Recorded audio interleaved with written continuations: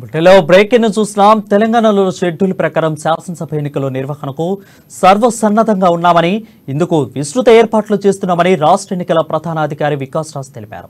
కేంద్ర ఎన్నికల కమిషన్ తెలంగాణలో ఎప్పుడు షెడ్యూల్ విడుదల చేసినా ఎన్నికలు సజావుగా నిర్వహించేందుకు సిద్ధంగా ఉన్నామని అన్నారు.